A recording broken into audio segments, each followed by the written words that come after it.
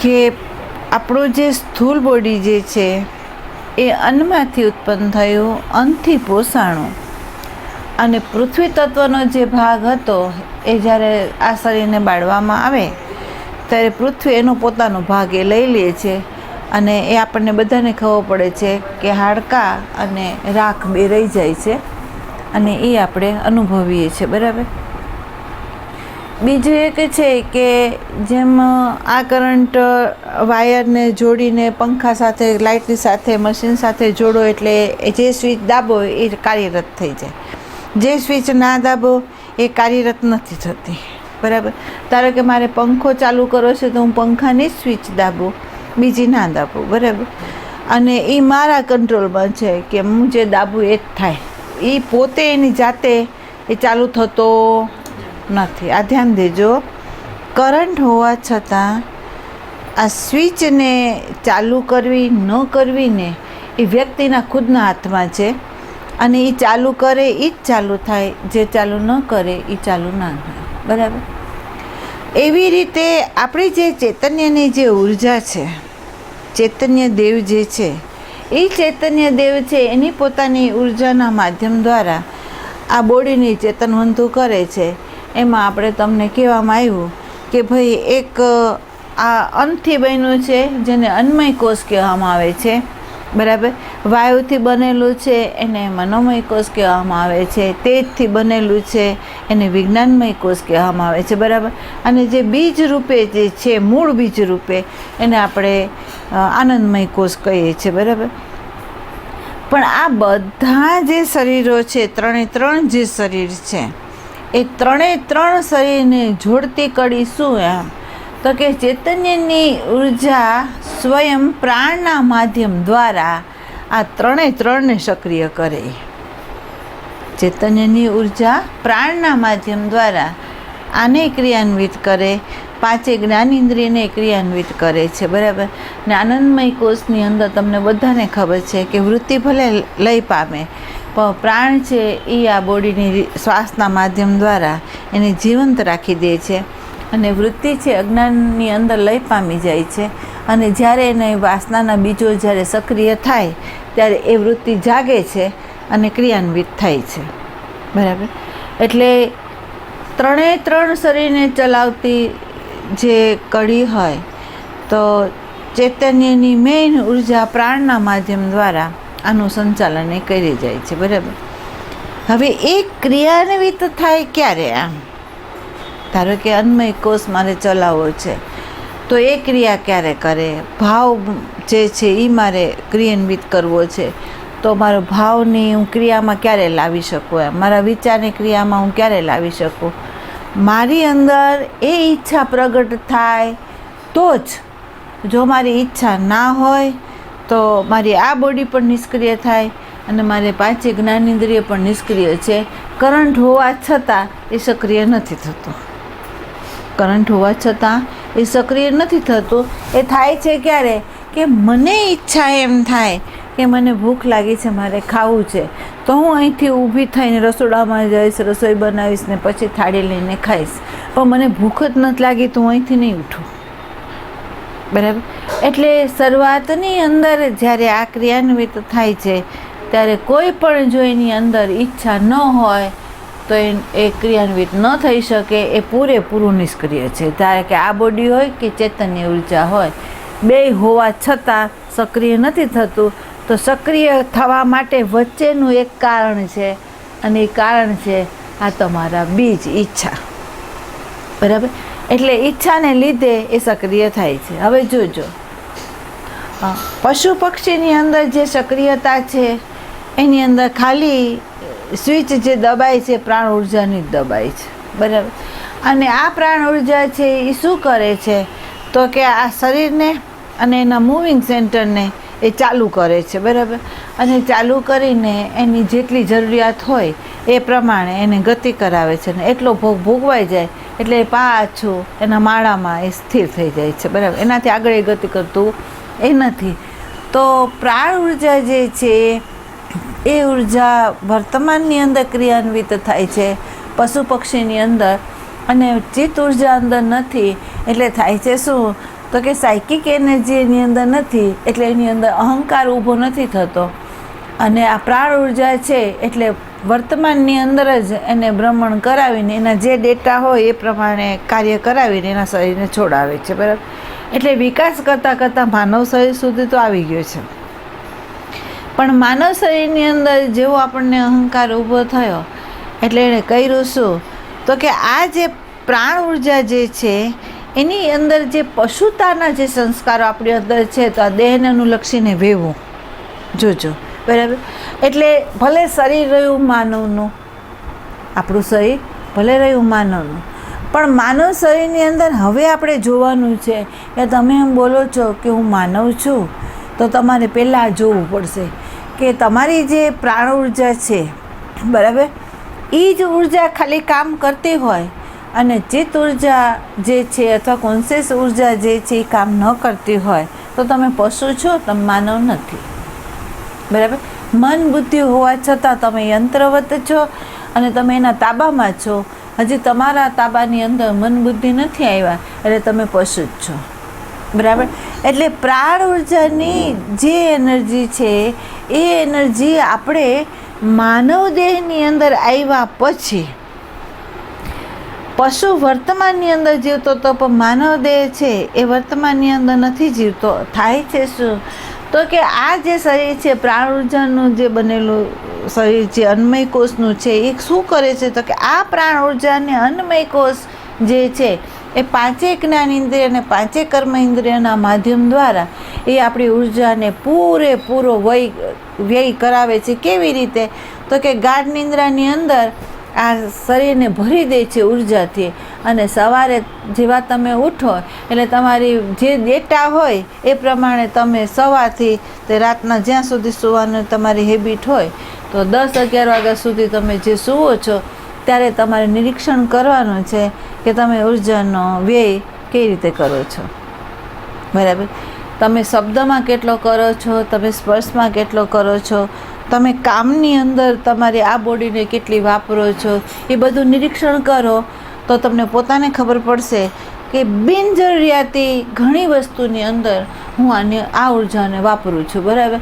અને આ ઉર્જાને હું વાપરીને જ્યારે ખલાસ કરી દઉં છું ને, અને પછી હું જ્યારે શાંત થાકીને બેસું છું ને ત્યારે, અથવા કોઈ એવી ઘટના ઘટી જાય તો તમને પરમાત્મા યાદ આવે અને તમે પરમાત્માના સ્મરણમાં અથવા ધ્યાનમાં જાઓ તો ઉર્જા જ નથી તમારી આગળ, તો તમે જાઓ કેવી રીતે અંદર, બરાબર. તમને એટલી બેહોશી છે કે યંત્રવત શરીર કામ કરે છે, યંત્રવત જેમ પશુ પક્ષીઓ છે એ સંબંધમાં જોડાય છે, મુક્ત થાય છે, બાળક સર્જન કરે છે અને પોષણે કરે છે, માળોય બાંધે છે, બધુંય કરે છે, એમ તમે સવારથી સાંજ સુધી તમે પણ એ કામ કરો છો કે આહારની જરૂર છે એટલે કામ કરો છો, કામ કરીને કમાઈને ઘરે આવો છો, બાળક પેદા કરો છો, બાળકોને પોષણ આપો છો, અને આખી જિંદગી એની અંદર નાખીને ક્યારે તમને એમ ન થયું કે મારું આ બોડી છે એનું સર્જન કેવી રીતે થયું, કોની સત્તાથી આ ચાલ્યું, અને હું શાના માટે કમાઉં છું એની મને ખબર નથી, અમારા જે સંબંધો છે સાચા છે કે નહીં એનો પ્રશ્ન આપણને હજી સુધી ઉઠ્યો નથી. તો એનો અર્થ એમ થયો કે આપણે પશુ જ છીએ, હજી માનવમાં આવ્યા નથી, બરાબર. માનવ આપણે જ્યારે કહેશું કે હું માનવ છું તો પહેલાં તમારે વિચારવું પડશે કે તમે યંત્રવત મશીનવત સવારથી સાંજ સુધી કામ કરો છો કે તમને ભાન છે, તમને ખ્યાલ છે કે હું સંકલ્પ શું કરું છું, તમને ખ્યાલ છે કે હું વિચાર શું કરું છું અને કયા વિચારના માધ્યમ દ્વારા હું ક્રિયાન્વિત થાઉં છું એની તમને ખબર છે. જો તમને ખબર હોય તો તમે માનો, જો તમને આ વસ્તુની ખબર હોય ને તો તમે માનવ છો, બરાબર. હવે જો વ્યક્તિ માનવની અંદર આવે અને એને ખબર પડે કે હું આ સંકલ્પ સુખના માટે કરું છું, મારી શાંતિ માટે કરું છું, મારા આનંદ માટે કરું છું, તો ત્યાંથી શરૂઆત થઈ, બરાબર. હજી ભલે અજ્ઞાનતા હોય પણ એટલી ખબર પડી ને કે હું મારા સુખ માટે કરું છું, હું મારા પ્રેમને મેળવવા માટે હું કરું છું, મારી શાંતિને મેળવવા માટે હું કરું છું, એવી જો એને ખબર પડે તો આપણે એમ સમજીએ કે મન બુદ્ધિ ત્યાં ક્રિયાન્વિત થઈ, બરાબર. તો મને સુખને મેળવવા માટે એની જે આવશ્યકતા હોય એ વિષયોને એ સંકલ્પના માધ્યમ દ્વારા એને મેળવવા પ્રયત્નશીલ થાય છે, બરાબર. અને બુદ્ધિ છે તો આપણા અનુભવમાંથી સક્રિય બની છે, પોતાનું અસ્તિત્વ રાખ્યું છે, બરાબર. એટલે એ બુદ્ધિ શું કરે તો એ ઈચ્છા એવી કરે કે જેને અનુભવ થયો હોય અને જેટલું એને જ્ઞાન હોય એ જ્ઞાનના માધ્યમ દ્વારા જ એ વિચારને ઊભો કરે અને જ્ઞાનની અંદર જે હતું એટલું જ એ વિચાર ઊભો કરીને એ વસ્તુને મેળવવા પામે. પણ જે વસ્તુ જ્ઞાનમાં ના હોય એની ઈચ્છા એ ક્યારે ન કરે, બરાબર. તો આ કાર્યરત અત્યારે થયો. તમે જોજો સવારથી સાંજ સુધી સ્ત્રી હોય તો ઘરની અંદર ઘરકામની અંદર અને પુરુષ હોય તો બહિરંગ કાર્યની અંદર સતત વહેતો હોય. પણ એને ક્યારેય એવો પ્રશ્ન નથી થયો કે હું રાતને દિવસ આમાં જે મથું છું એની પાછળનો મારો હેતુ શું છે, હું શેના માટે આ કરું છું, એને પ્રશ્ન નથી ઉઠતો. અને જો પ્રશ્ન ઉઠ્યો તો હવે એને ખબર પડે કે હું મારા શાંતિ માટે, મારા સુખ માટે, આના માટે હું કરું છું. તો એને બીજું એને નિરીક્ષણ એને કરવું પડે કે ધારો કે એક મકાન બનાવવા માટે હું કેટલા વર્ષો મારી ઉર્જાનું બલિદાન દઉં છું, ત્યારે હું આટલો પૈસો ભેગો કરું છું અને ભેગો કર્યા પછી હું જે મકાન બાંધું છું તો એ મકાનની અંદર મેં જેટલી એનર્જી વાપરી છે એટલો આનંદ એમાં આવે છે, એટલો એમાં શાંતિ છે કે પછી મકાન બાંધ્યા પછી ઉપાધિ વધી. તો આપણને ખબર પડે છે કે આવશ્યક છે રોટી, કપડાં ને મકાન માટે, એની આપણે જરૂરિયાત પૂરતી આપણે લીધી ખરી, એ બધું બરાબર છે. પણ જ્યારે ઓવર આપણી જે બુદ્ધિ એમ બતાવે કે આનાથી શાંતિ, આનાથી સુખ, આ સંબંધમાં પ્રેમ, એવું જ્યારે એ બતાવે છે અને જો એ નિરીક્ષણ સત્સંગ મળ્યો હોય ને કરે તો એને ખબર પડે કે એનાથી મને શાંતિ પણ નથી મળી, એમાં મને સંબંધમાં પ્રેમ પણ નથી મળ્યો અને ઉપાધિ વધી છે પણ ઘટી નથી, એ એને ખબર પડે, બરાબર. તો પહેલી એનર્જી જે છે આપણને જે મળે છે અન્નમાંથી, શ્વાસમાંથી, એ ઉર્જાને આપણે આના માધ્યમ દ્વારા પહેલાં તો મશીનવત થઈને બેહોશીની અંદર આપણે વાપરી નાખીએ છીએ, બરાબર. જન્મમાં મોટા થયા, ભણ્યા ગણ્યા, નોકરી કરી, બાળકો પેદા કર્યા, બાળકો માટે જીવ્યા અને પછી શમશાન ઘાટે વયા ગયા. એનાથી આગળ આપણે કંઈ કર્યું નહીં. માનવ દેહ પરમાત્માની અસીમ કૃપાથી વિજ્ઞાન દૃષ્ટિકોણેથી આપણે જોઈએ તો કેટલા લાખો વર્ષોથી વિકાસ થતો જ્યારે આવ્યું ત્યારે આપણે આ સ્થિતિએ આપણે આવ્યા છીએ. તો આ શરીરની અંદર આવ્યા પછી આપણને બે પ્રકારની જે એનર્જી છે એ એનર્જીને સમજવાની હતી, એનો ઉપયોગ કરવાનો છે અને આપણા નિજી સ્વરૂપને સમજી લેવાનું છે, બરાબર. તો એક છે આપણી પ્રાણ ઉર્જા, બરાબર, જે ઉર્જાને હવે આપણે કઈ રીતે કંટ્રોલ કરીએ કે જેથી ચિત્ત ઉર્જા જે છે ભાવમાં વહી રહી છે વધારે પડતી, આમ એ આપણને ખબર ક્યારે પડે તો પહેલું તો આપણે આ દેહની અંદર હાજર થઈએ, હાજર થયા પછી આપણી પ્રાણ ઉર્જાને બચાવીએ અને એ ઉર્જાને જો આપણે બચાવીએ તો આ ઉર્જાની અંદર એવી શક્તિ છે કે તમારી ચિત્ત ઉર્જા જે રમતી ને ભમતી હોય ચારે દિશામાં એને જોઈ શકે. એટલે તમને તમારે નિરીક્ષણ કરવું હોય તો તમારા ઘરમાં જ નિરીક્ષણ કરજો. જે બાળકો ભણી રહ્યા છે, કોલેજમાં જઈ રહ્યા છે, નોકરી કરી રહ્યા છે, એ ઘરની અંદર કામ કરતા મૂકતા હોય તો તમને રીસ દેખાશે કે મશીનવત કામ કરતા હોય પણ એ લોકોને આજુબાજુની ખબર નથી હોતી, પોતે શું કરે છે એ ખબર નથી હોતી અને ઘણી વખત તમે કેટલી વાર એને અવાજ આપો ને તો એને સાંભળવું નથી હોતું. તો એ કેટલા ગૂંચવાયેલા પોતાની અંદર છે વિચારોમાં, એ તમને ક્યારે ખબર પડે કે તમે નિરીક્ષણ કરો ને તો તમને ખબર પડે. અને નિરીક્ષણ કરો ત્યાં તમને ખ્યાલ આવે કે બધા મશીનવત કામ કરે છે, સજાગ કોઈ નથી, બરાબર. આ એના ડેટા જે છે એમાં જે સ્વિચ દાબી છે સ્વિચ અનુસાર કામ થાય છે, બસ. એટલે આપણે અહીંયા પ્રાણ ઉર્જાની સ્વિચ દાબી છે અને પ્રાણ ઉર્જા જ્યાં સુધી છે ત્યાં સુધી આપણે આમાં વાપરી રહ્યા છીએ, બરાબર.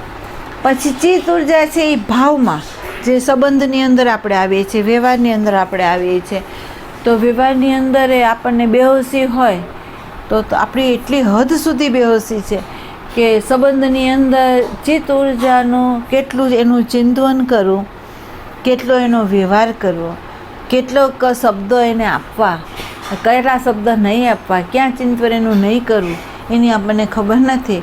એટલે તમે જુઓ, નાની બાબતોની અંદર આપણો જીવ બળે છે. નાની બાબતોમાં રાગ, દ્વેષ, કામ, ક્રોધની અંદર આપણી કેટલી ઉર્જાઓ વપરાઈ જાય છે, જેની આપણને ખબર પડતી નથી. તો જેને સત્સંગ મળ્યો હોય તો એને એક ખબર પડે કે મારી ચિત્ત ઉર્જા છે એ તો એને જ્યાં એને મૂલ્ય અંકાણું છે, એની અંદર રાત ને દિવસ એના ચિંતનની અંદર એ ઘણી વખત તમને ખ્યાલ હોય કે કોઈની ચિત્ત ઉર્જા જો એટલી બધી ચિંતિત હોય તો એનું ખાવાનું પણ પેલું થઈ જાય, ભૂખે મરી જાય છે, ઊંઘે વહી જાય છે. એટલે હદ સુધી એની ચિંતન કરતું હોય અને ઉર્જાનો વ્યય કરતું હોય છે, બરાબર. તો આ ઉર્જાને બચાવવી હોય તો જે વ્યક્તિ પ્રાણ ઉર્જાને જેણે બચાવી તો એ વ્યક્તિ ભાવ ઉર્જાને બચાવી શકશે. જેણે આ નથી બચાવી તો એ આ ઉર્જાને નહીં બચાવી શકે, બરાબર.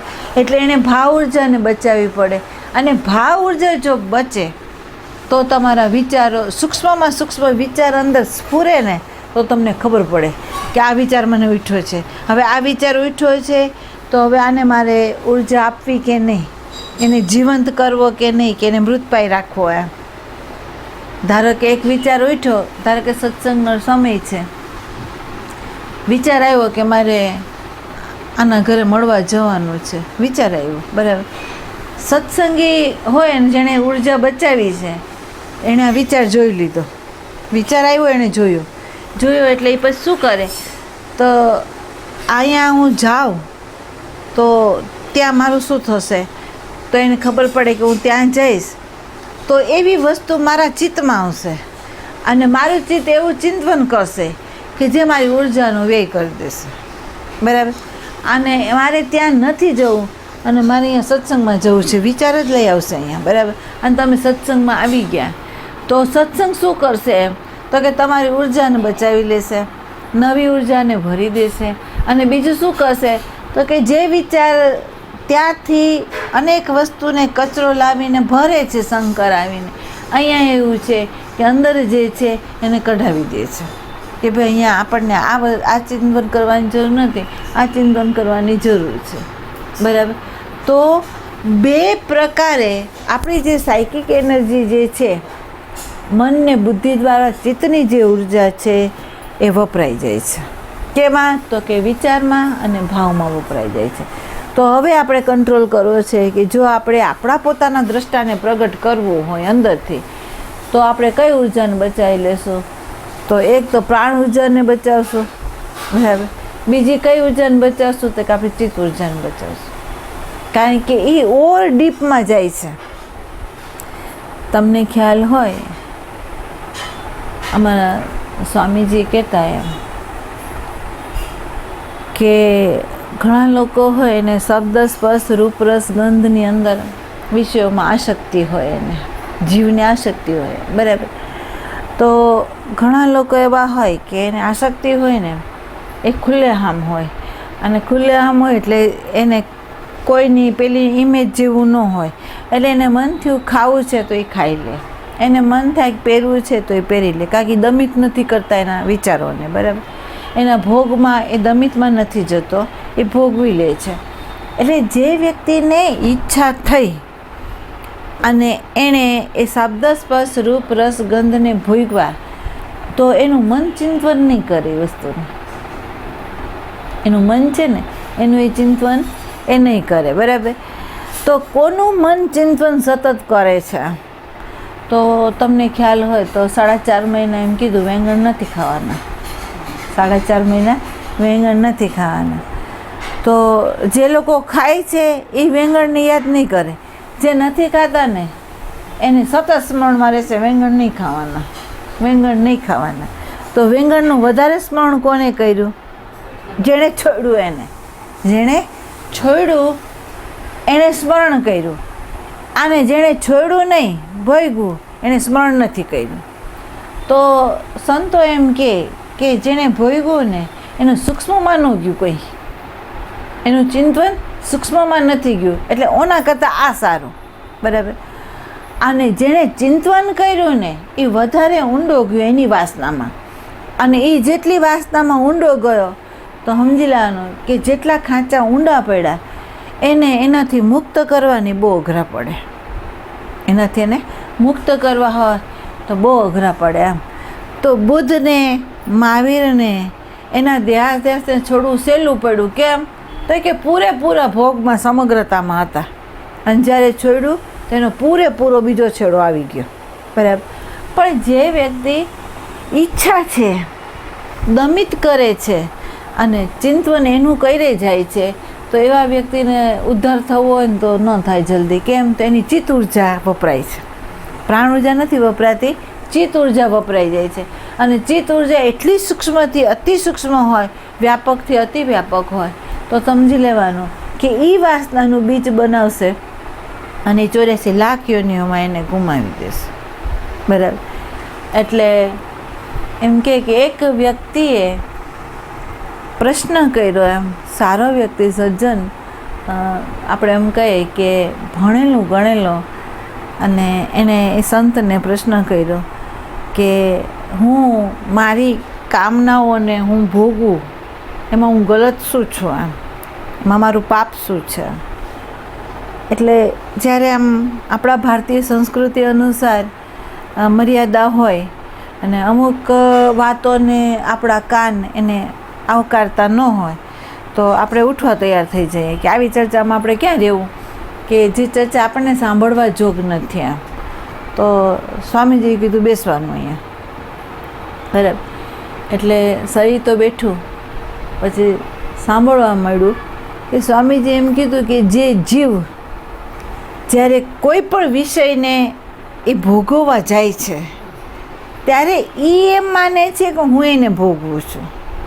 કોઈ પણ જીવ કંઈ પણ વિષયને ભોગવવા જાય છે ત્યારે એ એમ માને છે કે હું ભોગવું છું, બરાબર. બને છે ઊંધું કે એ ભોગવતો નથી, પણ જે વિષયો છે એ એની એનર્જીને લઈ લે છે અને એ ભોગવી લે છે ને, બરાબર. તો હવે તમે જોજો, શબ્દ લો તો પણ ભલે, સ્પર્શ લો તો પણ ભલે, તમે રૂપ લો તો પણ ભલે, તમે રસ લો તો પણ ભલે, તમે ગંધ લો તો પણ ભલે, એ વિષયોને શરૂઆતની અંદર આપણે ભોગવવા જઈએ છીએ એવું આપણે માનીએ છીએ, પણ છેલ્લે બને છે એવું કે એ આપણને ભોગવે છે અને આપણને ખબર નથી પડતી કે કર્ણ ઇન્દ્રિયના માધ્યમ દ્વારા, નેત્ર ઇન્દ્રિયના માધ્યમ દ્વારા, રસના ઇન્દ્રિયના માધ્યમ દ્વારા આપણી પ્રાણ ઉર્જાને, આપણી ચિત્ત ઉર્જાને એ લઈ લે છે, બરાબર. લઈને જેમ આપણે એમ કહીએ ને કે પૂરેપૂરા શોષે, એની અંદર એક સહેજ પણ રસ ન રહે, સહેજ પણ ઉર્જા ન રહે ને ત્યારે આપણને એ છોડી દે, બરાબર. તો એ કે એવી હદ સુધી વ્યક્તિ કોણ જાય? એમ તો કે જેણે ચિત્ત ઉર્જા પર પ્રકાશ નથી કર્યો, બરાબર. તો જેણે ચિત્ત ઉર્જા પર પ્રકાશ નથી કર્યો એની આવી દશા થાય, બરાબર. તો આપણે ધ્યાન ક્યાં રાખવાનું છે?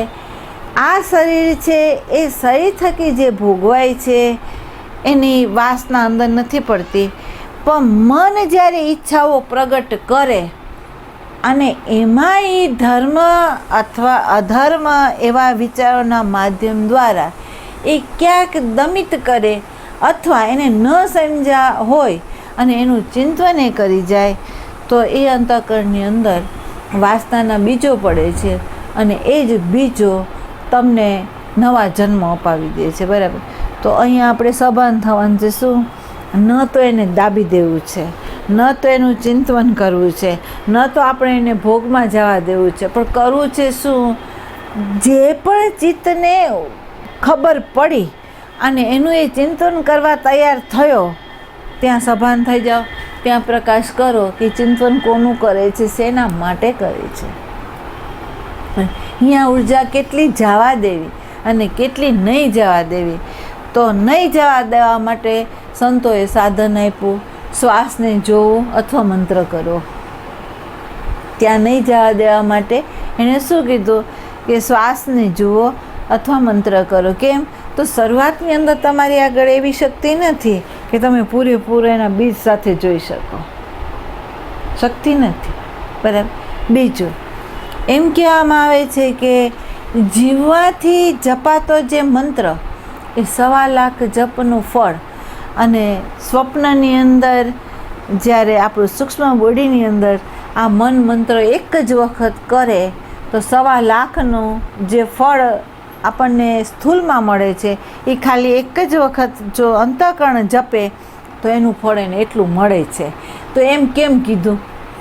તો કે ભાઈ મંત્ર ઘૂસ્યો ક્યાં? તો કે તમારા અંતઃકરણની અંદર, બરાબર. એવી જ રીતે જે ઉર્જા છે એ ઘૂસી ક્યાં, તૈયાર ક્યાં થઈ, સક્રિય ક્યાં થઈ? તો કે દેહે નહીં પણ તમારા ચિત્તની અંદર એ સક્રિય થઈ ગઈ અને એણે પ્રકાશ કરવાનું શરૂ કર્યું કે ભાઈ આ ક્યાં, કેવી રીતે ગતિ કરે છે, એની પાછળનો હેતુ શું છે અને એને જવા દેવું કે નહીં, બરાબર.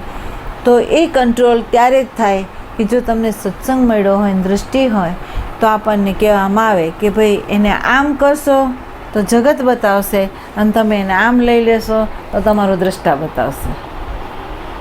ચિત્ત ઉર્જાને જો તમે આમ જવા દેશો તો તમને બહિરંગ નામરૂપની અંદર લઈ જશે અને તમે જો એને આમ આવવા દેશો તો તમારા દ્રષ્ટામાં એ તમને લઈ જશે અને એ ઉર્જાને સક્રિય કરાવશે, બરાબર. તો ચિત્ત ઉર્જા ઉપર સભાન વધારે થઈ જાઓ, બરાબર. કોઈ પણ વસ્તુનું ચિત્ત ચિંતન કરે એટલે હદ સુધી તમે ન જાઓ અને ચિત્ત ચિંતન છોડી દે એવું કોઈ કામ કરો કે જેથી ચિત્ત જ એનું ચિંતન છૂટી જાય. અને ત્યારે જ બને કે તમને જો પરમાત્મા પ્રત્યે પ્રેમ હોય તો જ, નહીં તો બને નહીં. જેમ કે આપણે કહીએ છીએ કે પ્રેમિકા મા બાપ આજુબાજુનો સમાજ બધાને એ વિસ્મરણ કરી જાય છે, ખાલી પ્રેમીની જ યાદ રહી જાય છે. એમ જે વ્યક્તિ પોતાના આત્મારૂપી પરમાત્માને જો પ્રેમ કરતું હોય તો એ બીજાની યાદી ન રાખે, એની જ રાખે, બરાબર. ત્રીજું, તમને ખ્યાલ હોય તો ગાઢ નિંદ્રામાં આપણે સૂઈએ છીએ અને એ સૂતી વખતે જ્યારે આપણે સૂઈ ગયા હોય ત્યારે આપણે એમ કહીએ છીએ કે બારે શું હતું એ ખબર નથી, આ બોડીની ખબર નથી, બારે બધા જાગતા મૂકતા હતા, વાતો કરતા હતા એની ખબર નથી, અંદર કોઈ દ્રશ્ય નથી, અંદર કોઈ વિચાર નથી, અંદર કોઈ ભાવ નથી. અને એક એવી સાઉન્ડ સ્લીપ આવી ગઈ કે જેમાં મને કાંઈ ખબર ન પડી, બરાબર. તો એ કાંઈ ખબર ન પડી એવું જે કેનાર છે એ આનંદમય કોષની અંદર એ કોન્શિયસ એનર્જી છે. એ એનર્જી કોન્શિયસ છે. શું? તો કે ત્યાં વૃત્તિ નથી, જો ત્યાં વૃત્તિ નથી, છતાં એ જે અવસ્થા છે એને એ પ્રકાશે છે. ગાઢ નિંદ્રાની અંદર તમારી આગળ વૃત્તિ નથી, મન નથી, બુદ્ધિ નથી, બરાબર. બહારના દ્રશ્યો નથી, દેહ ભાન નથી. તો ત્યાં એવું શું છે કે જેણે ઉઠીને એમ કીધું કે મને કંઈ ખબર ન પડી અને અંદર ભાન હતું કે મને ખબર નથી પડી એમ, બરાબર. તો કંઈ ન ખબર પડી એવું ભાન કોને થયું? એક વસ્તુ સમજજો, એને કેવી રીતે કહી શકું તે કહું. કોઈ વ્યક્તિને કોઈ વસ્તુ કૂવામાં પડી ગઈ હોય અને આપણે એને કૂવામાં ઉતારીએ, કોઈ વ્યક્તિને કૂવામાં કોઈ વસ્તુ પડી ગઈ હોય અને આપણે કૂવામાં ઉતારીએ અને આપણે એમ કહીએ કે ભાઈ તળમાં મારી ગાગર ગઈ છે અને લાવ બહાર, બરાબર. તો અંદર જોજે છે ને એમ, અને એ વ્યક્તિ જાય અંદર જાય એને ગાગર મળી ગઈ, ગાગર એને લીધી પણ ખરી. બહારથી આપણે એને કહીએ છીએ ભાઈ ગાગર મળી કે નહીં, આપણે શું કહીએ છીએ? ગાગર મળી કે નહીં. પણ પેલો વ્યક્તિ બોલતી નથી, પેલી વ્યક્તિ બોલતી નથી. કેમ? બોલવા જાય તો પાણી મોઢામાં ઘૂસી જાય, બરાબર. એટલે બોલતી નથી પણ મળી છે હકીકત છે એને, બરાબર. પણ એ બોલશે ક્યારે? તો કે પાણીથી બહાર આવશે ને ત્યારે બોલશે, બરાબર. એવી જ રીતે ગાઢ નિંદ્રાની અંદર એવી સ્થિતિ છે કે અજ્ઞાનની અંદર આપણી વૃત્તિ લય પામી ગઈ છે, બરાબર. અને કોન્શિયસ પોતે સ્વયં પ્રકાશી રહ્યો છે, તો એની અંદર વૃત્તિ નથી. કોન્શિયસ જે ચૈતન્ય સ્વરૂપ છે એની અંદર વૃત્તિ નથી. જો હવે એ વૃત્તિ નથી તો એ બોલી નહીં શકે, એ જોઈ ન શકે. કેમ? તો સામે કંઈ છે નહીં, સામે કંઈ છે નહીં. એટલે કંઈ છે નહીં એનું એને ભાન છે, બરાબર. પણ એ રજૂ ક્યારે કરે? તો કે એ જ્યારે પોતાના સ્વસ્વરૂપમાંથી ઉઠીને જ્યારે એ આની સાથે તાદાત્મ્ય થાય, અને તાદાત્મ્ય થઈને જો અજ્ઞાનવાળી વૃત્તિ ઊભી થાય તો એ વૃત્તિ કહેશે કે મને કંઈ ખબર ન પડી, બરાબર. એટલે સ્મૃતિજન્ય જ્ઞાન આ વૃત્તિ બહાર પ્રકાશી આપે છે. પણ ભાન કોને થયું? તો કે કોન્શિયસને, બરાબર. હવે એ જે ઉર્જા છે એ ઉર્જા અત્યારે દબાયેલી છે આપણી અંદર.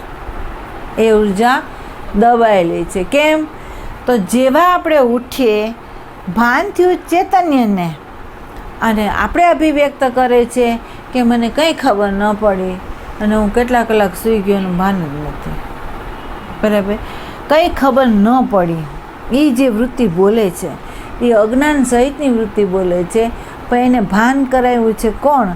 તો કે કોન્શિયસ છે, એને ભાન કરાવ્યું છે. પણ એ અવ્યક્ત છે અને વ્યક્ત કરાવી રહ્યું છે.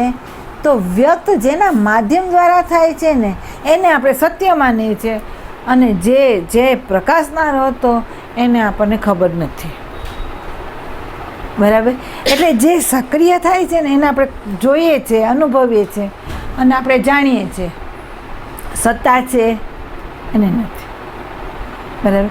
તો અહીંયા આપણે જાણવાનું છે, સમજવાનું છે કે જે જોનાર ગાઢ નિંદ્રામાં છે, જ્યાં વૃત્તિ નથી અને છતાં એનું ઉવાપણું છે, છતાં એના પ્રકાશવાપણું છે, એ પ્રકાશવાપણું છે એને તમે લઈ આવશો આ ચિત્ત ઉર્જામાં? એને તમારા મન બુદ્ધિ ઉપર તમે લઈ આવી શકશો કે આ બુદ્ધિ શું વિચાર કરે છે, આ મન શું સંકલ્પ કરે છે, આ શરીર છે શેમાં ગતિ કરી રહ્યું છે, એને તમે પ્રકાશમાં લઈ આવશો? તો કે એ ઉર્જાને તમારે જો પ્રકાશમાં લઈ આવો તો એ વિશેષ જે ઉર્જા છે એની શક્તિ છે કે તમારા અજ્ઞાનરૂપી અંધકારને ઉલે છે. કઈ ઉલે છે? પેલી કોન્શિયસ જે એનર્જી છે એ જ્યાં સુધી સક્રિય ન થાય તમારી ચિત્ત ઉર્જા ઉપર, ત્યાં સુધી તમે એમ ન બોલી શકો કે હું સાધક છું, બરાબર. એને તમારે સક્રિય કરવી પડે, અને એ સક્રિય થાય તો જ આ વૃત્તિ જે અજ્ઞાન સહિતની જે રમી રહી છે એના કારણમાં જે છે અજ્ઞાન, એ અજ્ઞાનને કારણે એ અહંકારને પોષીને કેવી રીતે કાર્યરત થાય છે એનું તમને ભાન થાય, નહીં તો ના થાય. નહીં તો શું થાય? તો કે જ્ઞાતમાંથી સાંભળેલું છે એનો જવાબ તમે કાઢી શકશો, પણ રિયલ અનુભવ આપણી પાસે નથી, બરાબર. તો એ જે કોન્શિયસ એનર્જી છે જે આનંદમય કોષમાં છે, બરાબર. આનંદમય કોષને તમારે કાપવાનો છે, તોડવાનો છે. એ જ્યાં સુધી ન તૂટે ત્યાં સુધી તમે એમ નહીં કહી શકો કે મારા સૂક્ષ્મ દેહને હું મુક્ત કરું અથવા 84 લાખ યોનિઓમાંથી એને બંધ કરું. તમે નહીં કહી શકો એમ.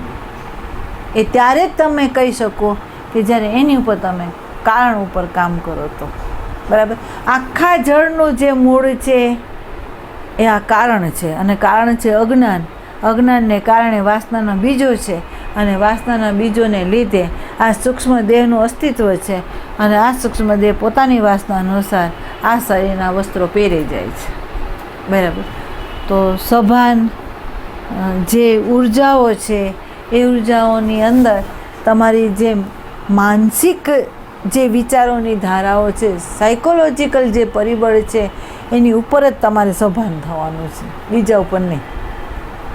આ શરીરગત એને ભૂખ લાગે તોય તમે જોજો કે તમે કેટલા બેહોશ છો, કે આ બોડી જે છે એટલે એને એમ કહેવામાં આવ્યું છે કે કોઈ વ્યક્તિને રોગ આવે અને ડૉક્ટર આગળ જાય તો ડૉક્ટર એમ કહે કે તમારે આ ટેબ્લેટ્સ લેવાની, બરાબર, આ તમારે ખોરાક લેવાનો, દિવસમાં આટલી વખત જમવાનું, આ સમયે તમારે નહીં ખાવાનું, આ સમયે તમારે ખાવાનું, એમ ડૉક્ટરે કીધું, બરાબર.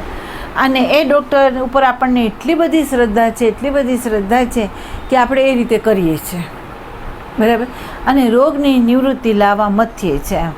પણ ક્યારે એવું વિચાર્યું છે કે જે પ્રાણ ઉર્જા છે આપણી અંદર, જે આ બોડીની પ્રાણ ઉર્જા છે, એ ઉર્જા આ બોડીનું જ્ઞાન બરાબર આપણને કરાવે છે. જોજો, આ ઉર્જા છે, આ બોડીનું જ્ઞાન આપણને બરાબર કરાવે છે. કેવી રીતે તે કહો. ભૂખ લાગે અને ખરેખર સાચી ભૂખ લાગી હોય તો એ પ્રાણ ઉર્જા શું કરે? તમારી અંદર શું કરે? તમને સાચી ભૂખ લાગી હોય તો તમને શું થાય?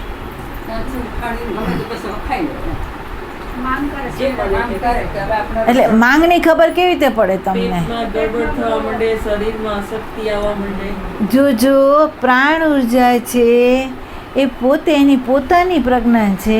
એ પ્રજ્ઞા, પ્રાણ ઉર્જાની જે પ્રજ્ઞા છે, એને જ્યારે આ બોડીની ભૂખ લાગે છે ત્યારે એ આપણને શરીરને ધ્રુજાવી દે છે. એની ભૂખને મૌનની ભાષામાં એ સક્રિય થઈને આપણને બતાવી દે છે કે મને હવે પેટ્રોલની જરૂર છે, બરાબર. હવે તમે જમવા જાઓ ત્યારે આ જે બોડી છે એ તમે જ્યારે જમવા જાઓ ને ત્યારે પેટ કંઈક બળે છે. પેટ છે એ શું કરે એમ તો તમે એમાંય નિરીક્ષણ કરજો કે તમે જ્યારે આહાર લેવા જાઓ ને, જો તમે એની ઉપર સભાન હો તો 7 રસ પૃથ્વીના છે અને 7 રસ આ બોડીને જરૂર છે, બરાબર. તો કોઈ વખત તમને ખાટું ખાવાનું મન થાય, કોઈ વખત તમને તીખું ખાવાનું મન થાય, કોઈ વખત તમને ગળ્યું ખાવાનું મન થાય. આ પેટ તમને બતાવે કે તમને અત્યારે શું ખાવું છે. આ પેટ છે ને એ તમને બતાવે કે તમારે શું ખાવું છે. તો આપણે એમ કહીએ કે ભાઈ ખબર ને આજે શું થઈ ગયું છે ને, તો ખાટું જ ખાવાની ઈચ્છા છે, જીભ ખાટું જ માંગે છે અને તમે કોઈ દી ન ખાતા હોય પણ તે ખાઓ, બરાબર. તો પ્રાણ ઉર્જા જે રસની આને જરૂર છે એ રસ એ માંગી લે છે, બરાબર.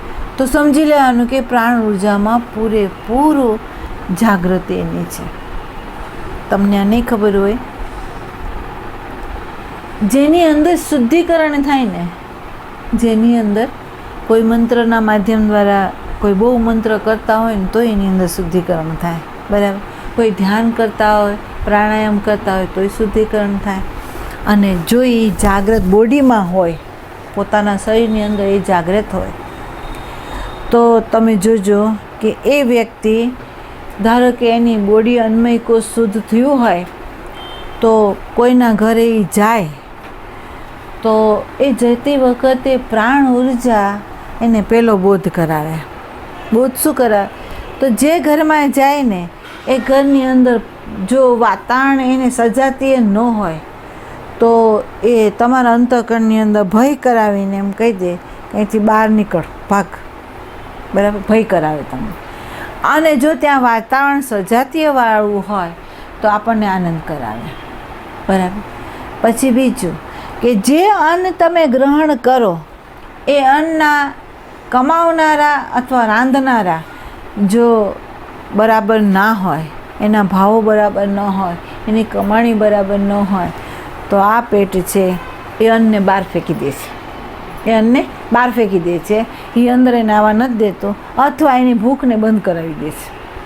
ખાવા બેઠા આપણે ભૂખ બહુ લાગી હતી, ખબર ને ત્યાં ટેબલ ઉપર જમવા બેઠા, ભૂખ મરી ગઈ, બરાબર. તો ભૂખ જે મરી ગઈ, લાગી તો એને મરી ગઈ, એ બતાવ્યું કોણે? તો કે પ્રાણ ઉર્જાએ સંશ્લેષણ કરીને આપણને કીધું આ ન ખવાય, આ ન ખવાય. હવે જોજો કયું ખવાય, કયું ન ખવાય, કયો રસ લેવાય, કયો રસ જરૂરી છે, ક્યાં બેસવું, ક્યાં ન બેસવું, એ પ્રાણ ઉર્જા બતાવે છે આપણને. પણ કોને ખબર પડે? તો કે પૂરેપૂરી જેની આની અંદર જાગૃતિ હોય એને આ ખબર પડે છે. આ એની સ્વયંની વ્યવસ્થા છે. અહીંયા એને મન બુદ્ધિની જરૂર નથી, બરાબર. એની સ્વયંની આ પ્રજ્ઞા છે અને એ કામ કરી રહી છે, બરાબર. એવી જ રીતે આપણે જે ચિત્ત ઉર્જા છે એ જેટલી શુદ્ધ થાય ને તો એની એવી સૂક્ષ્મ દૃષ્ટિ છે કે એ આર પારનું જોઈ શકે. તમે બોલતા હોય, તમે વ્યવહાર કરતા હોય, તમે કાંઈ ના બોલો તો પણ એ તમારી અંદરના રહેલા જે તરંગો છે, જે વિચારો છે, જે ભાવો છે, એ ચિત્ત ઉર્જા આપણું પકડી લે છે અને આપણને એમ કહે છે કે ભલે અહીંયા આપણે બેઠા હોય પણ નેગેટિવ તરંગો વધારે છે અથવા પોઝિટિવ તરંગો વધારે છે, અથવા આપણને કિસી વ્યક્તિ ભલે બોલે છે પણ એને ભાવ નથી. કોણ બતાવે છે? આપણું ચિત્ત બતાવે છે. બરાબર. તો અહીંયા બીજા જ્ઞાનની જરૂર નથી, આ જ બતાવે છે. તો તમે વિચાર કરો કે આ કોન્શિયસ એનર્જી જે છે એ જ્યારે દ્રષ્ટા રૂપે તમારી અંદર સક્રિય થાય તો આ ગ્રહણ કરાય યા ના કરાય, અહીંયા રહેવાય કે ન રહેવાય, આનો સંગ કરાય કે ન કરાય, એ બધું આપણને બોધ કરે છે, પ્રકાશ કરાવે છે આપણને સતત એમ. બરાબર. અને જ્યાં એવું વિષય હોય તો લાઇટ કરીને આપણને કહે છે કે અહીંથી ભાગો, અહીંયા બેસવા જેવું નથી. બરાબર. તો એ સતત, પણ એ કોને ખબર પડે? તો કે સતત જેની નજર અંદર છે, સતત જેની નજર અંદર છે એને. બરાબર. તો જ્યાં સુધી જીવ છે એ અંતરંગ વિચરણ ના કરે તો એને આ ખબર ન પડે કે મારી પ્રાણ ઉર્જા, મારી ચિત્ત ઉર્જા, મારે કોન્શિયસ એનર્જી જે છે એને ઢાંકી દે છે. કયું કારણ? એમ તો કે અજ્ઞાન એને ઢાંકી દે છે. અને અજ્ઞાનને લીધે ઉભેલો જે અહંકાર નામરૂપવાળો છે એ પૂરેપૂરો એને ઢાંકીને પોતાનું કાર્ય કરી રહ્યો છે, એ એને ખબર પડે. બરાબર. તો પહેલી ઉર્જા જે છે, પહેલો જે પ્રકાશ છે એને સક્રિય કરવો છે આપણી અંદર. અને ક્યારે થાય? એટલે પહેલાં તો આપણને એ ખબર પડવી જોઈએ કે આપણે પશુ છીએ કે માનવ. આપણામાં પશુમાં શું ફેર છે?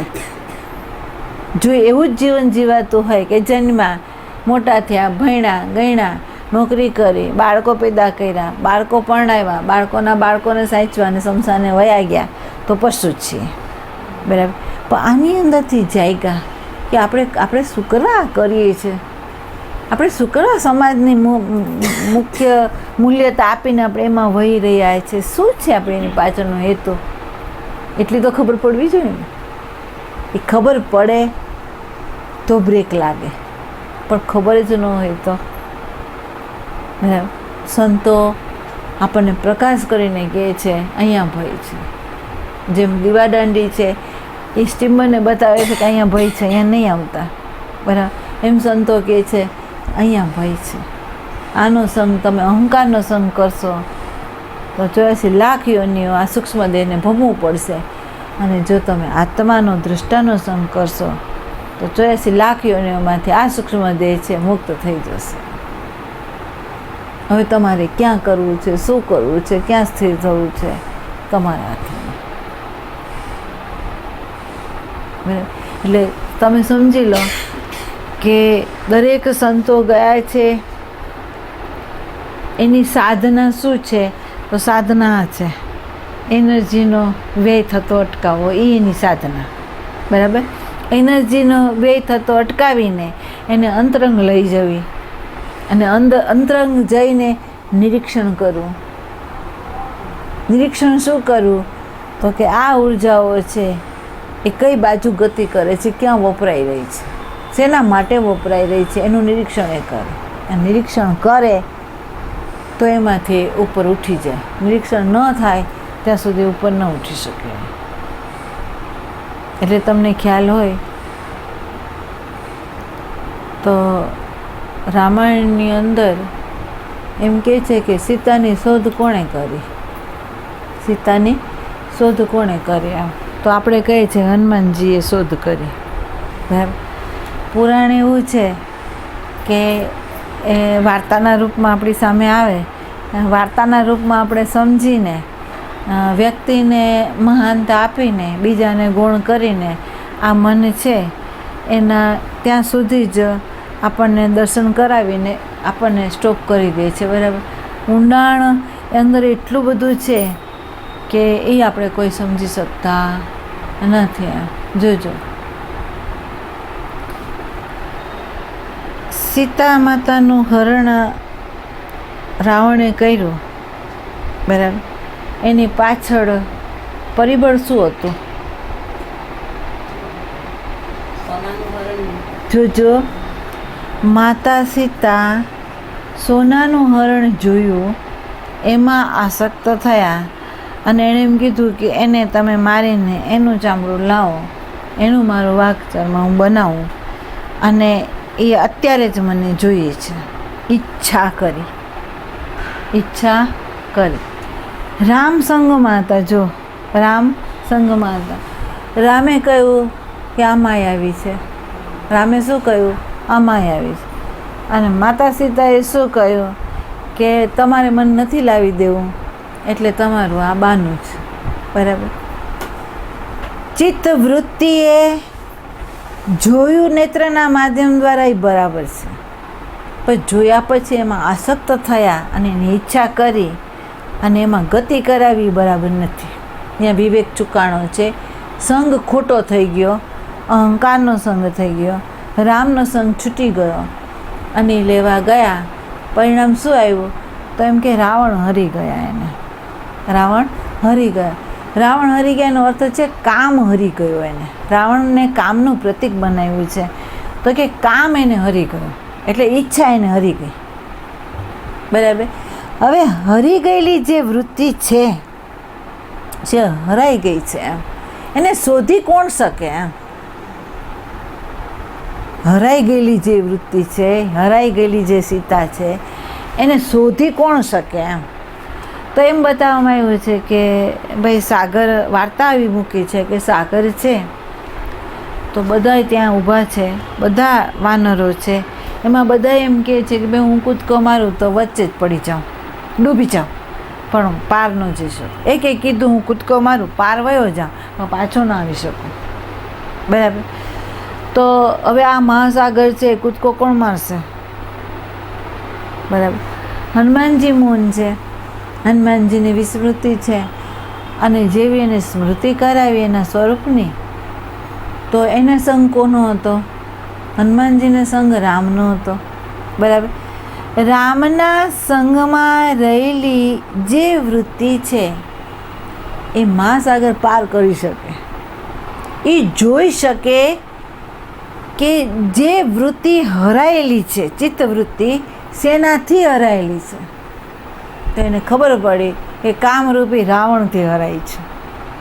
એને શું ખબર પડી કે કામરૂપી રાવણથી હરાયેલી છે, મારે એને ત્યાંથી છોડાવવી જોઈએ, મારે એને ત્યાંથી છોડાવવી જોઈએ. શબ્દ શું છે ખબર છે? સીતા માતાને એણે એવું કહ્યું કે હું તમને ખભે બેસાડીને લઈ જાઉં, અહીંયા યુદ્ધ કરવાની જરૂર નથી, તમને અત્યારે આમાંથી મુક્ત કરો. એમ સીતા માતાએ કીધું કે તમે મને મુક્ત કરો તો એ કલંક રહેશે, અને રામ મને મુક્ત કરશે તો એ કલંક નહીં હોય. કહેવાનો ભાવાર્થ એવો છે કે વૃત્તિ જે છે એનું અસ્તિત્વ હોય તો એ શાંતિને લાવી ન શકે. વૃત્તિ છે એ જો શાંતિને લેવા જાય તો એ શાંતિને ન લાવી શકે. બરાબર. એના હાથમાં એ વસ્તુ નથી. બરાબર. એટલે અહીંયા એમ કહેવામાં આવે છે કે હનુમાનજી શાંતિરૂપી સીતા, જે રાવણ કામરૂપી રાવણથી હણાઈ હતી, એ વૃત્તિથી શાંતિ ના આવી શકે, પણ રામ છે એનાથી આવી શકે. તેનો અર્થ થયો કે જ્યાં રામનો પ્રકાશ હોય ત્યાં આવી જાય, ત્યાં વૃત્તિને લઈ થઈ જવું પડે તો શાંતિ પથરાઈ જાય, આપોઆપ ખેંચાઈ જાય. બરાબર. તો અર્થ આવો છે. આપણે વાર્તા સાંભળી લઈએ છીએ, એનો ગૂઢાર્થ નથી ખબર. બરાબર. તો આપણે જેને શોધી રહ્યા છે, શાંતિને શોધી રહ્યા છે, પ્રેમને શોધી રહ્યા છે, આનંદને શોધી રહ્યા છે, પ્રકાશને શોધી રહ્યા છે, તો સંતો કહે છે કે તે જે મનોવૃત્તિથી તું હાલે છે એ ચિત્ત ઉર્જાને, પ્રાણ ઉર્જાનો વ્યય કરાવે છે, અને એનાથી આ મળે. અને જે મળશે એ વ્યર્થ હશે, એ સાચી શાંતિ નહીં હોય, એ કૃત્રિમ હશે. તો તારે સાચી શાંતિ જોતી હોય તો તારી આ મનોવૃત્તિ જે કર્તૃત્વવાળી છે ને એને છોડી દે. બરાબર. ઓલો જે દ્રષ્ટા છે એ કોન્શિયસ એનર્જીને તું લઈ આવ અહીંયા, તો અત્યારે જ અશાંતિ શું છે એનું એ ભાન કરાવી દે અને તને મુક્ત કરી દે.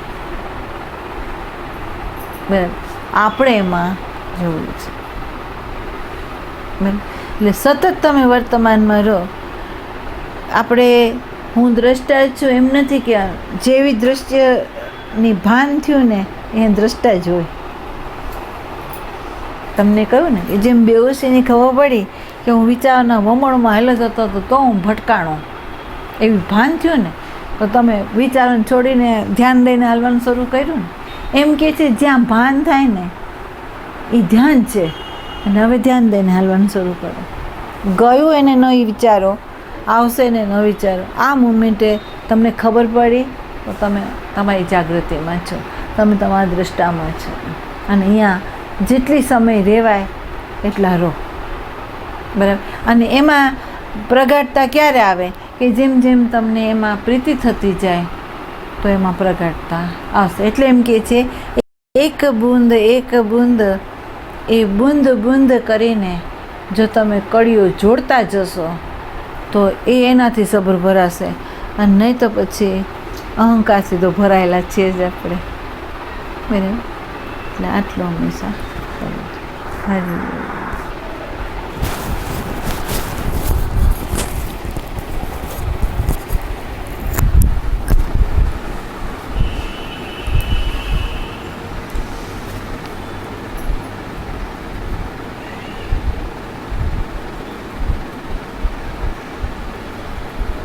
તમે ધ્યાનમાં બેસો છો તો તમે શું કરો છો? અત્યારે આંખ બંધ કરો તો શું કરો? હા પછી